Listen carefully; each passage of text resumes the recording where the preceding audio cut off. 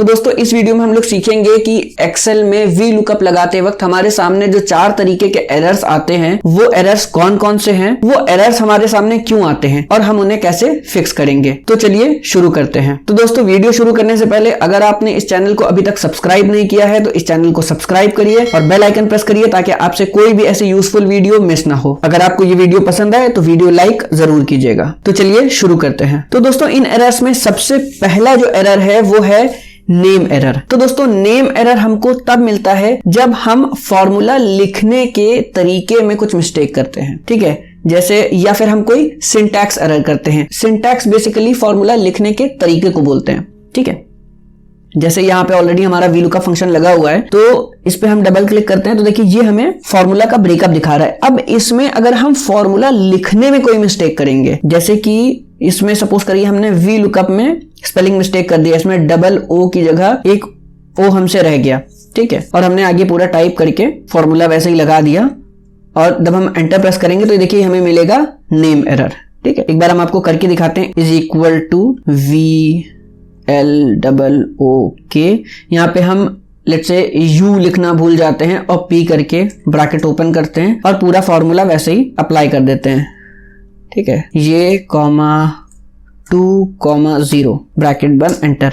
तो देखिए ये हमें नेम एरर देगा। ये हमसे कह रहा है जो फॉर्मूला आपने लगाया है वो उस नाम का कोई फॉर्मूला एक्सेल के अंदर है ही नहीं, जो कि सही बात है, ठीक है। तो जब आपको नेम एरर मिल रहा है तब देखने वाली बात है कि देखिए क्या आपने फॉर्मूला कुछ गलत लगाया है या उसकी स्पेलिंग में कुछ मिस्टेक है। हालांकि ये बहुत रेयर होता है क्योंकि हम सबको पता है कि हम कभी भी पूरा फॉर्मूला लिखते नहीं है, बल्कि हम करते हैं VLOOKUP और जैसे ही हम VLO लिखेंगे या खाली VL लिखेंगे तो वो नीचे सजेशंस देता है। हम उसको एरो की से नेविगेट करके टैब प्रेस करेंगे और वो सही सिंटैक्स के साथ पूरा फॉर्मूला उठा लेगा और यहाँ पे हमें नीचे उसका ब्रेकअप दिखाने लगेगा कि हमें क्या क्या वैल्यूज एंटर करनी है। अब इसमें हम जैसे जैसे हो वो सारी वैल्यूज एंटर करते जाएंगे। जैसे हमने यहाँ पे दी इनको लुकअप वैल्यू, कॉमा इनको हमने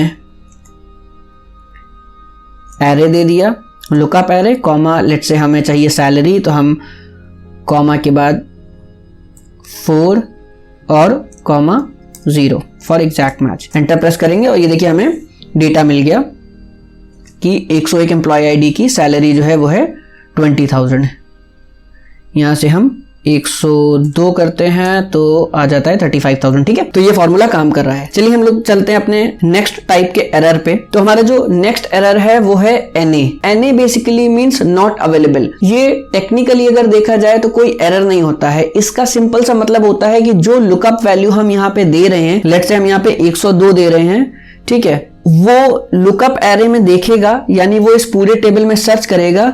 अगर वो वैल्यू उसको नहीं मिलेगी तो कहेगा नॉट अवेलेबल। ये कोई एरर नहीं हुआ, ये बस एक्सेल अपनी लैंग्वेज में कह रहा है कि आप जो वैल्यू ढूंढ रहे हैं वो हमें नहीं मिली। जैसे कि यहाँ पे 102 तो है, लेट्स से यहाँ पे हम लुकअप वैल्यू दे देते हैं 108, जो कि हमको पता है इस टेबल में नहीं है, ठीक है। तो जब हम ये सर्च करेंगे तो देखिए यहाँ पे हमें दे रहा है NA, तो ये कोई एरर नहीं है। लेकिन फॉर अ क्लीनर लुक, अगर आप चाहते हैं कि जब भी हम ऐसी कोई वैल्यू सर्च कर रहे हो जो हमारे ओरिजिनल लुकअप एरे में अवेलेबल नहीं है, तो हमें NA ना मिल करके या तो वहां पे ब्लैंक छूट जाए या कोई मैसेज आ जाए, लेट्स से नॉट फाउंड या इनवैलिड एंट्री एक्सेट्रा, ठीक है। तो इसके लिए आपको यूज करना पड़ेगा इफ एरर फॉर्मूला। तो इसके लिए आप आएंगे अपने सेल पे, ठीक है, F2 प्रेस करिए और यहाँ = के बाद आप टाइप करिए इफ एरर। देखिए यहाँ पे आ गया है, आप टैब से सेलेक्ट कर लीजिए, ठीक है, ब्रैकेट ओपन हो गया। अब ये VLOOKUP फॉर्मूला जहां पे आपका खत्म हुआ है, इसके बाद यहाँ पे आप लिखिए कॉमा और इसके बाद वैल्यू इफ एरर जहां पे आपको देना है वहां पे आप डबल इन्वर्टेड कॉमास के अंदर स्पेस छोड़ना है तो डबल इन्वर्टेड कॉमा क्लोज करके आप फॉर्मूला खत्म कर सकते हैं। वरना जैसे हम यहाँ पे लिख देते हैं invalid entry, double inverted comma close करेंगे और ब्रैकेट क्लोज करके प्रेस करते हैं एंटर। तो ये देखिए यहाँ पे जब भी हमें NA देना होगा अब ये हमें देगा इनवैलिड एंट्री, यानी कि ऐसी कोई भी वैल्यू जब हम इसको दे रहे होंगे जो हमारे लुकअप एरे में प्रेजेंट नहीं होगी तो ये हमें मैसेज शो करेगा इनवैलिड एंट्री। अगर वो वैल्यू अवेलेबल होगी तो हमें ये वैल्यू रिटर्न करेगा। लेट्स से हमने दिया इसको 102 तो ये हमें बता रहा है कि 102 एम्प्लॉय आईडी की सैलरी 35,000 है। लेकिन जब हम इसको देंगे लेट्स से 106, ठीक है, तो इनवैलिड एंट्री 109 इनवैलिड एंट्री, ठीक है। तो ये हो गया आपका NA टाइप एरर। चलिए चलते हैं अपने अगले एरर की तरफ जो कि है रेफरेंस एरर। तो रेफरेंस एरर दोस्तों समझिए कब मिलता है। रेफरेंस एरर बेसिकली हमको तब मिलता है जब हम जो हमारा लुकअप एरे है, ये हमारा लुकअप एरे है, लुकअप एरे से बाहर का कॉलम इंडेक्स नंबर हम उसको दे देंगे। लेट्स से हमारा जैसे ये कॉलम है, ये है 5 कॉलम्स का, हम उसको 5 कॉलम का एरे दे करके उससे कह रहे हैं छठे कॉलम से हमें डेटा रिटर्न करो। ये आमतौर पे या तो कंफ्यूजन में होता है या तो तब होता है जब आपका डेटा पहले तो बड़ा था, आपने उसमें कॉलम नंबर कुछ और डाला और उसके बाद बीच में कुछ कॉलम्स आपको डिलीट करने पड़ गए, ठीक है। चलिए हम करके दिखाते हैं। Is equal to V lookup, इसको हमने दी lookup value comma table array देंगे हम इसको, ठीक है। ये हमने दिया टेबल एरे कॉमा अभी हम इसको दे रहे हैं 5 कॉमा 0। तो 103 पे सेल्स, अभी ये हमको डेटा रिटर्न कर रहा है।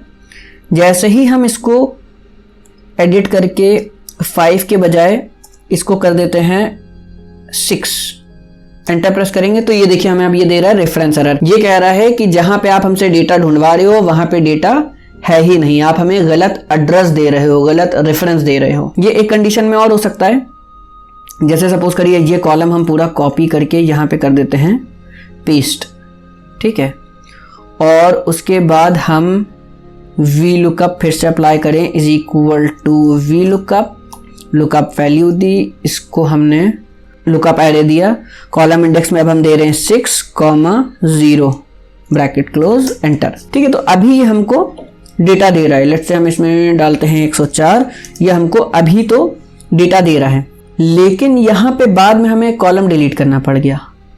ये हमने कर दिया कॉलम डिलीट। ये देखिए ये हमें रेफरेंस एरर देने लगा क्योंकि अब हमारा जो एरे था उसका लास्ट कॉलम तो हमने डिलीट कर दिया, लेकिन फॉर्मूले में अभी भी कॉलम इंडेक्स नंबर की जगह 6 ही है, ठीक है। तो जब आपको रेफरेंस एरर मिलता है तो आपको ये चेक करना है कि जो आपका पूरा डेटा एरे है वो आपके कॉलम इंडेक्स नंबर से छोटा ना हो।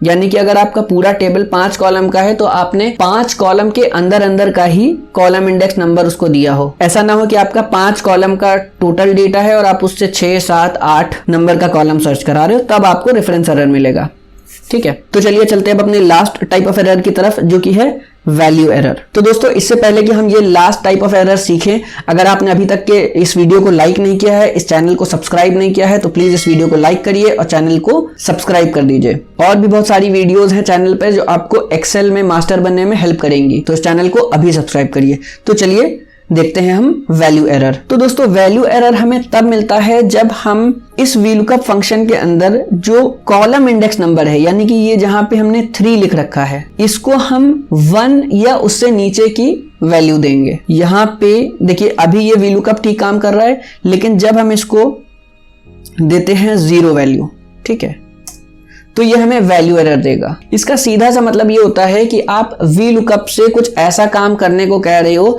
जो उसकी रूल्स के खिलाफ है। आप इसमें 0 डालिए या फिर कॉलम इंडेक्स में -1 डाल दीजिए, ठीक है, ये आपको वैल्यू एरर देखने को मिलेगा, ठीक है। तो अब जब कभी भी आपको VLOOKUP अप्लाई करते में वैल्यू एरर देखने को मिलता है तो आपको ये चेक करना है कि आपका कॉलम इंडेक्स नंबर 1 या उससे बड़ा हो, ठीक है दोस्तों। तो आज के लिए बस इतना ही। Hope you like this video. Please don't forget to like this video and subscribe my channel. Thanks for watching.